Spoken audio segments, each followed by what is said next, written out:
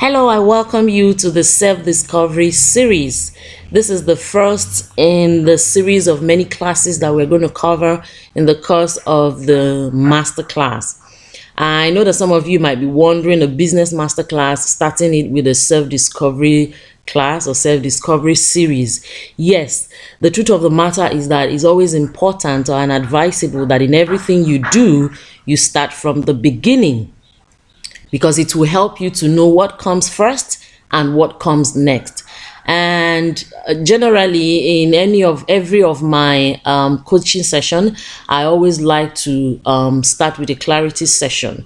Okay, I love to psychologically prep my students ahead of time to be sure that they are ready, they've understood the new level that they are going into, and be sure that they are ready for that new level. And that is why we are starting with a self-discovery session. So let's get started with module 1 of the first discovery series, and that is Journey to Self. As we begin with this module, I would love to ask you a very, very big question, and that is, who are you?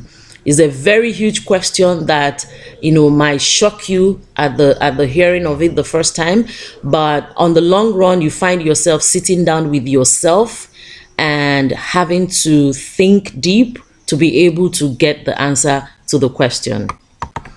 I know that a lot of you, in trying to answer the question, you will think around your roles, your responsibility, your titles. Sometimes we even try to define ourselves by our environment or the circumstances around us. See, your roles are most definitely important as who you are, but it's not your true identity. It's important to know who you are beyond the roles you occupy. Your true identity goes beyond the physical. It is something you have to search inward for you to get the answer. Our lives are significantly influenced by a lot of factors around us. Some of these factors play up by default from our childhood. Some of these factors could be geographical location, cultural influence, religious bias, our parents, our genetics, several other factors. And the manifestation of who you are somehow is contributed by your past. And that is why it is important for you to start from there, the beginning of answering yourself the question, who are you? Who am I, and why am I here? Let me give you some examples. Let me give example of geographical location. Now, my husband grew up in the north, and as much as there is so much crowd, the population in the north is quite high according to census, the population feedback. But the truth of the matter is that you hardly see the northerners gather in so much crowd, except on Fridays when they are going to the mosque. And that's only the time that you see them. And the time of the mosque, you see the crowd towards the time of the mosque. And when the mosque is over, you see they disperse.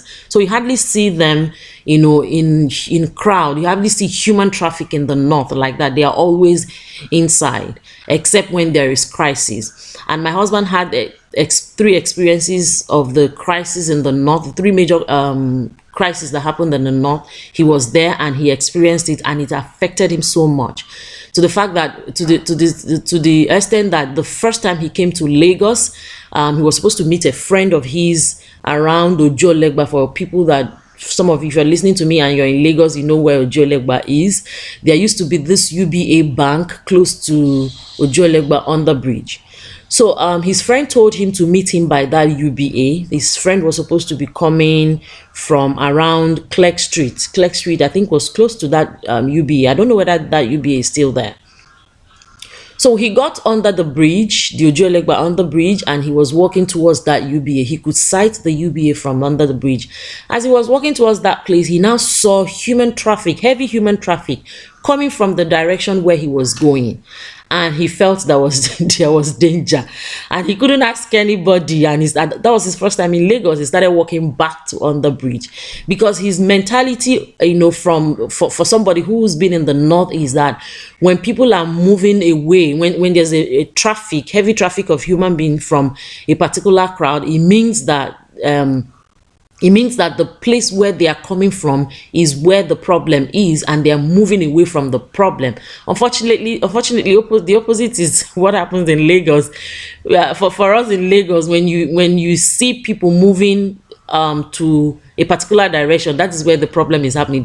People in Lagos don't move away from crowd. Anyway, back to the story. Because he saw the heavy traffic, human traffic, coming from the angle where he was headed, he decided to move back to where he was coming from.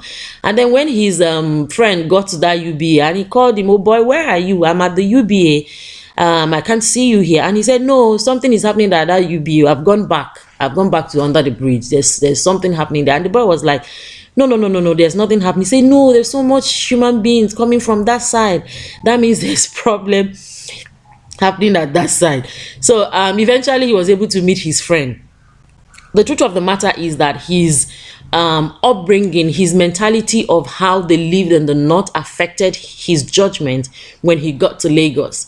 That's for my husband. Now let me give you another example. For me in the past, I'm this kind of woman that if you give me money to cook food or to go to market for house upkeep, I exhaust that money buying things that I will cook. At the end of the day, I will have lots of ready-made food in the fridge to eat, and I will not have extra in the cupboard.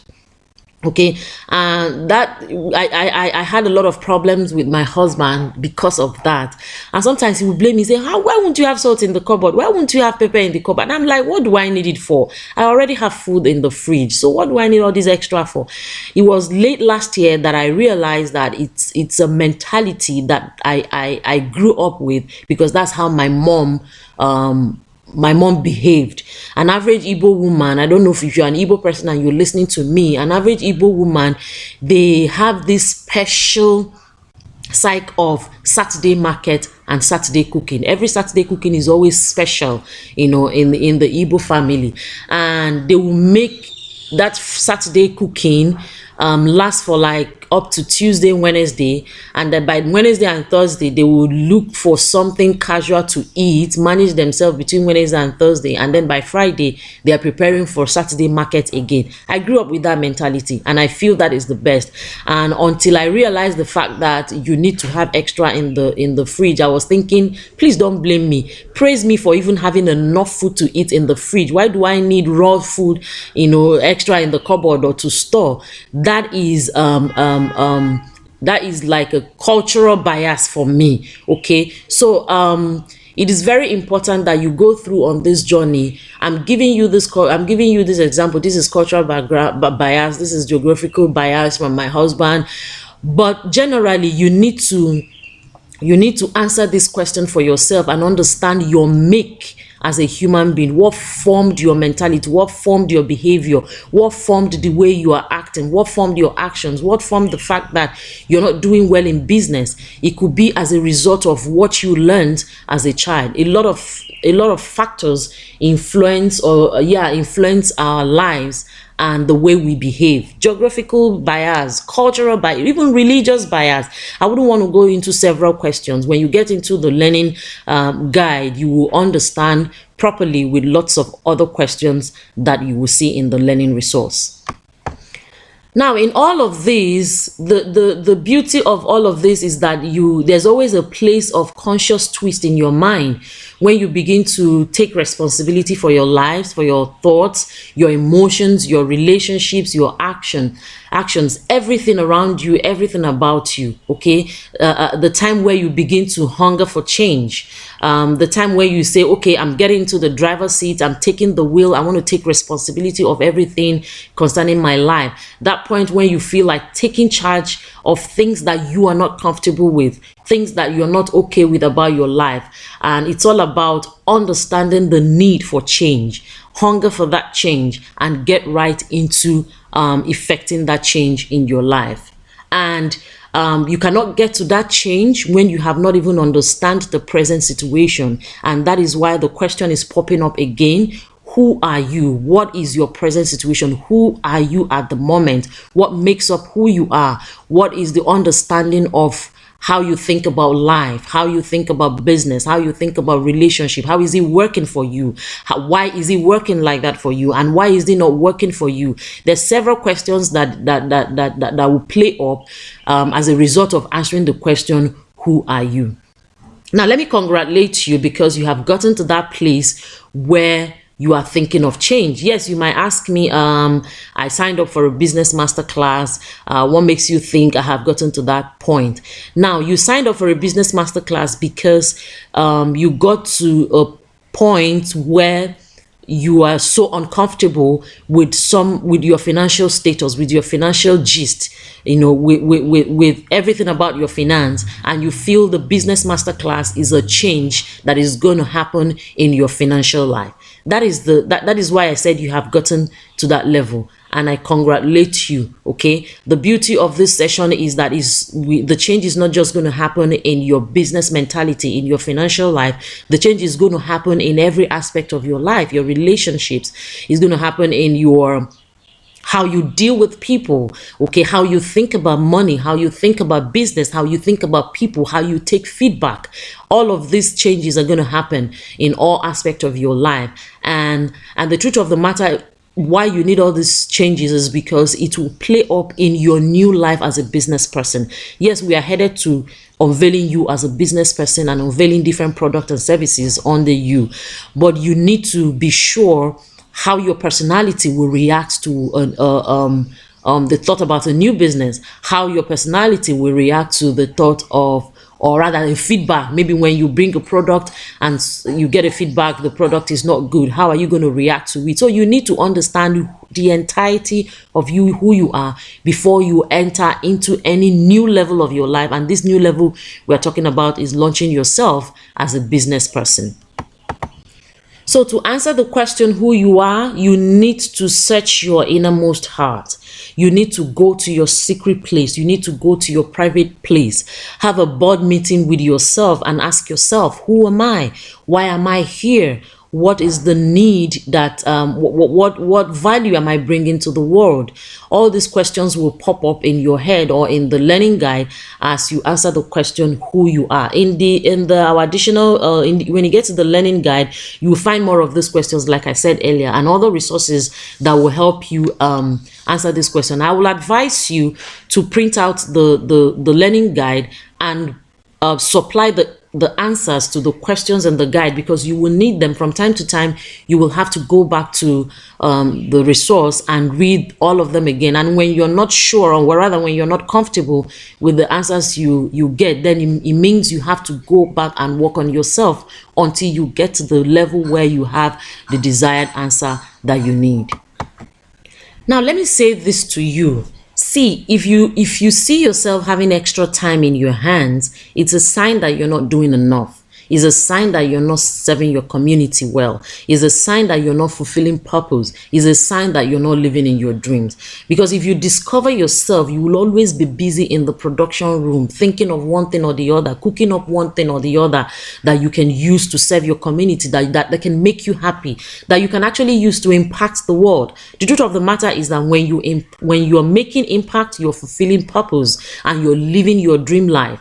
And when all of these things are happening, it will make you happy, and happiness will reflect in every aspect of your life. Even when you start doing business, a happy business person attracts people, to attract lots of customers, because that happiness that you feel in your life reflects in your product and in your service. Now, as I round up, I want to share some ideas, some reasons with you why this a journey to self is important to you. Okay. Journey to self will help you unveil some hidden truths, that you do not know about yourself, or maybe some truths that you know about yourself but you do not want to visit. That is one important of having to go on this journey. It will take you down memory lane and open your mind to bigger pictures. Now, let me put this here. Let me say this now, that in the course of staying with the learning guide, you might be able to open up some wounds that you do not want to open. It is also very, very important that you see those wounds that did not heal, that they were just covered underneath, it would not heal. Because one of the major reasons for going on a journey to self is that it will help you have perfect healing and clarity to where you're going. Healing from where you're coming from and where you're going. When we talk about healing, it's not necessarily is not necessarily the hurt in the context that you might look at it, but healing from even some negative mental thoughts, healing from some names that you were called, or some mindsets, okay, that you grew up with, that might be playing up in your present life. That's what I mean by healing. So journey to self will give you healing from where you're coming from, and it will give you clarity to where you are headed. So finally, I will advise you to take your time when you get into the learning assessment questions. Take your time, read and read and read. Don't be in a rush to answer all the questions. The resource materials will be with you for you to visit them from time to time, okay? Because every question in the learning resource need a sincere answer. You need not to lie to yourself. You need to tell yourself the truth.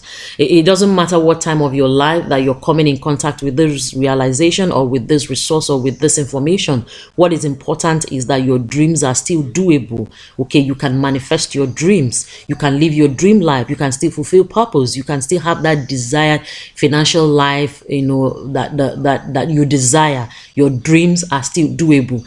Yes, people, we have this common saying that when you wake up, it is your morning. I agree. The truth of the matter is that as a result of this, as a result of you being in this class or listening to this voice note, it means that I woke up ahead of you and I'm helping you to wake up. You don't have to sleep all morning and say, whenever I wake up is my morning. Someone can actually wake up and help you to wake up. Remember those days when we were kids, our moms will always wake up early and wake us up and prepare us for school. So that's exactly what is happening. Take it that I woke up ahead of you and I'm trying to help you wake up. Okay, we have come to the end of the journey to self. Module 1 of the self-discovery series. We have 2 more modules under this series coming your way. Take your time and have a deep board meeting with yourself when you're answering the questions that you're going to see in the learning resource. Thank you so much for listening to this voice notes, and I hope to get a feedback from you anytime from now. My name is Beulah Marshall. See you in the next class.